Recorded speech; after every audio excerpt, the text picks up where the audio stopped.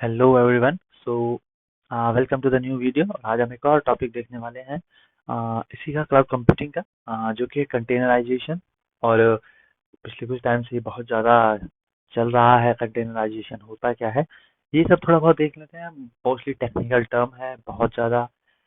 ठीक है, तो हम इसको थोड़ा बहुत देख लेंगे एग्जाम के पॉइंट ऑफ व्यू से। ठीक है, तो चलो स्टार्ट करते हैं। फर्स्ट की व्हाट इज कंटेनराइजेशन, सबसे पहले जान लेते हैं कि कंटेनराइजेशन होता क्या है ना। कंटेनर्स क्या होते हैं, ठीक है। तो वो कंटेनर जो हम इंग्लिश में समझते हैं कंटेनर का मतलब, सेम वही यहाँ पर भी समझ लीजिए कंटेनर का मतलब, ठीक है, एक तरीके से। चलिए डेफिनेशन पढ़ लेते हैं पहले। Containerization packages an application and its dependencies into containers ensuring that it works in any environment consistently. ठीक है, तो कंटेनराइजेशन क्या होता है, पैक करता है किसी भी एप्लीकेशन को एंड इट्स डिपेंडेंसीज। डिपेंडेंसीज का मतलब क्या होता है, सपोज हम कोई सॉफ्टवेयर इंस्टॉल करते हैं, ठीक है। जब हम कोई सॉफ्टवेयर इंस्टॉल करते हैं ना, तो उसके साथ उसकी डिपेंडेंसीज भी इंस्टॉल होती हैं हमारे सॉफ्टवेयर में।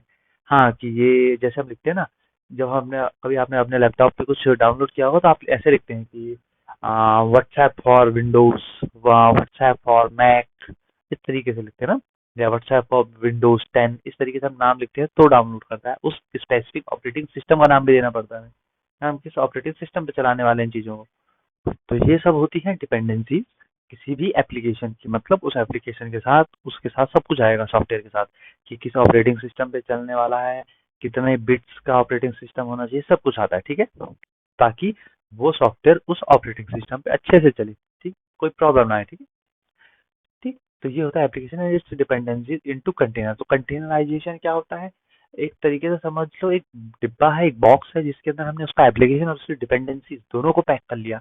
ठीक है, और क्यों पैक किया हमने, ताकि वो पूरा कहीं किसी भी एनवायरनमेंट में ले जाएं तो वो कंसिस्टेंटली चले, कोई प्रॉब्लम ना आए उसमें। अब तक क्या होता है, जब तक कंटेनराइजेशन नहीं था तो क्या प्रॉब्लम आ रही थी कि लोग जैसे सॉफ्टवेयर मैंने एक व्हाट्सएप ही कर ले रहा हूँ अपने लैपटॉप पे, अपने मैकबुक पे, तो अब आपको विंडोज पे चलाना है इसे, तो आप इसे विंडोज पे कभी चला ही नहीं पाएंगे, ये प्रॉब्लम आएगी। ठीक है, वही डिपेंडेंसीज की प्रॉब्लम कि मैकबुक के लिए अलग डिपेंडेंसी है, अलग ऑपरेटिंग सिस्टम है, अलग बिट्स का है। ठीक है, बहुत सारी चीजें होती है, तो ये सब देखना पड़ता है, तो वो विंडोज पे कभी रन ही नहीं हो पाएगा। सो दैट्स वाई हमने क्या किया कि कंटेनर में पैक कर लिया। अब कंटेनर में पैक किया तो उसकी डिपेंडेंसीज को भी पैक कर लिया हमने एक तरीके से, कि हाँ, तू किसी भी एनवायरनमेंट में जाएगा अपनी डिपेंडेंसीज के साथ तो रन हो ही जाएगा, है ना।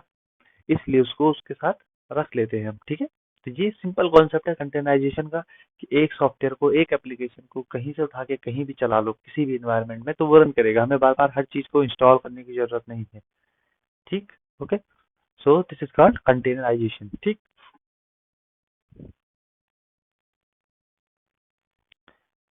अब देखते हैं वाई कंटेनराइजेशन, हमें इसकी जरूरत क्यों पड़ी। ठीक है, फर्स्ट पॉइंट है portability. Portability, it ensures that applications runs across various environments. Portability means किसी चीज को ले जाने और लाने में इजी कर देना, उसे हम पोर्टेबिलिटी कहते हैं। ठीक है, तो ये इंश्योर करता है कि कोई भी एप्लीकेशन किसी भी एनवायरनमेंट में रन कर जाए। ठीक है, हमें कुछ अलग सा सॉफ्टवेयर ना चलाना पड़े, कहीं जाके दोबारा से इंस्टॉलेशन ना करना पड़े, कुछ भी नहीं। ठीक है, तो ये होती है पोर्टेबिलिटी।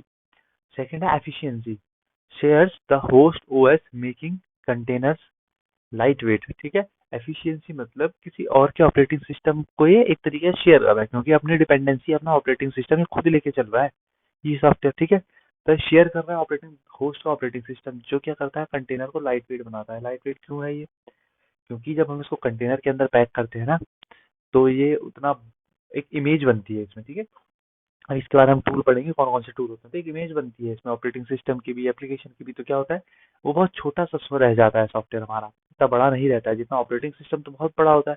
32 GB 40 GB इसके अराउंड ऑपरेटिंग सिस्टम का साइज होता है हमारे विंडोज का। ठीक है, तो इतना नहीं रह जाता है हमारा, हमारा बहुत छोटा सा एक साइज आता है, और वो दूसरे के जिस ऑपरेटिंग सिस्टम में चल रहा होगा वो सॉफ्टवेयर, वो वहीं चल जाएगा बिना किसी एक्स्ट्रा स्टोरेज के। थोड़ा सा स्टोरेज लेगा और वहीं चल जाएगा। ठीक है, तो इसकी एफिशिएंसी है कि हमें अलग से ऑपरेटिंग सिस्टम डाउनलोड नहीं करना पड़ता है। ठीक है, and third one isolation, containers isolate applications from each other. ठीक है, कंटेनर क्या करता है, हर एप्लीकेशन को सेपरेट करता है एक दूसरे से।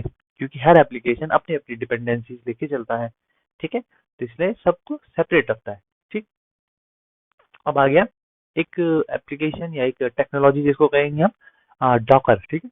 ये है लीडिंग कंटेनराइजेशन प्लेटफॉर्म। तो एग्जाम में आ सकता है डॉकर के बारे में। कंटेनराइजेशन तो आएगा ही क्योंकि टॉपिक दिया है तो आ सकता है, बट डॉकर इसका मेन सॉफ्टवेयर है, तो इसका नाम याद रखना, डॉकर। जो कि एक लीडिंग कंटेनराइजेशन प्लेटफॉर्म है। ये ऐसा प्लेटफॉर्म है जो कंटेनराइजेशन प्रोवाइड कर रहा है हमको, ठीक है। कंटेनराइजेशन तो एक टर्म हो गया कि ऐसा ऐसा करेंगे, बट करेंगे किसकी हेल्प से? वो है डॉकर। और आज के टाइम में ये बहुत फेमस है सॉफ्टवेयर डेवलपमेंट में, ठीक। जब हम कोई सॉफ्टवेयर बनाते हैं तो उसमें, ठीक। तो Docker provides a tool for creating, running and managing containers, ठीक है। तो डॉकर जो है वो प्रोवाइड करता है टूल्स क्रिएट करने के लिए, रन करने के लिए और मैनेज करने के लिए कंटेनर्स को, ठीक है। की कंपोनेंट डॉकर इमेज। हाँ, तो मैंने इमेज की बात करी थी कुछ देर पहले कि एक इमेज क्रिएट होती है, ठीक है, जो बहुत कम साइज की होती है, उसे हम कहीं भी रन करवा सकते हैं। तो Docker image means template for creating containers. एक टेम्पलेट दे देता है कंटेनर्स को क्रिएट करवाने के लिए, ठीक। डॉकर हब भी होता है एक और इसका की कंपोनेंट, जिसको हम cloud based repository for sharing images. एक रेपोजिटरी मीन्स ऐसा समझ लो कि इंटरनेट के ऊपर कोई फाइल रखी हुई है, ठीक है, जहाँ पर हम शेयर करते हैं अपनी इन इमेजेस को, इन कंटेनर्स को एक तरीके से शेयर करते हैं वहां पर, ठीक है। हर कोई एक दूसरे को शेयर कर रहा है, एक दूसरे की इमेजेस ले सकता है, ठीक है। ये सब वो डॉकर हब होता है। और Docker file instruction to create an image, ठीक है। तो डॉकर फाइल में क्या है, इंस्ट्रक्शंस लिखे हुए हैं कि इमेज कैसी क्रिएट करनी है, क्या कमांड्स होती हैं, ठीक है। ये सब ये आप देख सकते हैं डॉकर फाइल का example. From node 14 work directory app, ठीक है। तो नोड जैसे नोड जीएस हमारा एक सॉफ्टवेयर आता है, नोड जैसे एक बैकएंड इंजन कहते हैं उसे, रन टाइम इंजन, ठीक है। तो उसका उसके बारे में कह रहा है कि नोड जेएस है उसका सॉफ्टवेयर रहा होगा, तो ये वो है, ठीक। तो ये उसकी कमांड्स है, कमांड देखने की हमें कोई जरूरत नहीं है, ठीक है। सो इतना है डॉकर के बारे में। और अब एक इमेज देख लेते हैं कंटेनर। हम जो भी पढ़ रहे हैं कंटेनर क्या होते हैं, और हमने वर्चुअल मशीन्स भी पढ़ी है, ठीक है। तो कंटेनर क्या होता है? कंटेनर ये होता है, देखिए, कोई एप्लीकेशन है, कोई ऑपरेटिंग सिस्टम है, इन सबको कंबाइन करके क्या करा, इस एक बॉक्स में डाल दिया हमने यहाँ पर। ये बॉक्स दिखते हैं आपको बड़े से, ठीक है। इन्हें कंटेनराइजेशन करना मतलब हमने पूरा एप्लीकेशन, पूरा सॉफ्टवेयर पैक करके इन बॉक्सेस में पैक कर लिया। अब इसको किसी भी ऑपरेटिंग सिस्टम में चलाइए, ऊपर देखिए, हम किसी भी ऑपरेटिंग सिस्टम में चलाएंगे तो ये रन होगा किसी भी ऑपरेटिंग सिस्टम में, ठीक है। ये कंटेनराइजेशन होता है। जबकि वर्चुअल मशीन क्या था? वर्चुअल मशीन ये था कि हम सेम एक ऑपरेटिंग सिस्टम किसी भी ऑपरेटिंग सिस्टम के ऊपर चला सकते हैं, ठीक है। मतलब एक मशीन के ऊपर एक से ज्यादा ऑपरेटिंग सिस्टम हम रन करवा सकते हैं, ये होती है वर्चुअल मशीन, ठीक है। वर्चुअल मशीन एक ही मशीन के ऊपर बहुत सारी चीजों को रन करवाना, बहुत सारे ऑपरेटिंग सिस्टम्स को ही रन करवाना, ठीक है। तो मशीन को वर्चुअली हाँ यूज कर रहे हैं अपने काम के लिए। बट कंटेनराइजेशन एप्लीकेशंस को, ऑपरेटिंग सिस्टम को, उसकी डिपेंडेंसीज को एक बॉक्स के अंदर पैक कर देना और उस बॉक्स को किसी भी ऑपरेटिंग सिस्टम में चलाना, फिर वो कंटेनराइजेशन होता है। तो ये डिफरेंस हो गया दोनों के बीच। जहाँ हम डिपेंडेंसी और सॉफ्टवेयर सब कुछ लेके जाते हैं पैक करके कहीं और, जबकि यहाँ पर सिर्फ ऑपरेटिंग सिस्टम जा रहा है वर्चुअल मशीन में, कि वो अलग अलग ऑपरेटिंग सिस्टम आप रन करवा पाए दूसरे की मशीन पर, ठीक है। ये डिफरेंस है, ठीक है। तो वर्चुअल मशीन भी हम पढ़ेंगे अभी और डिटेल में नेक्स्ट वीडियो से, ठीक है। फिलहाल thank you for this one.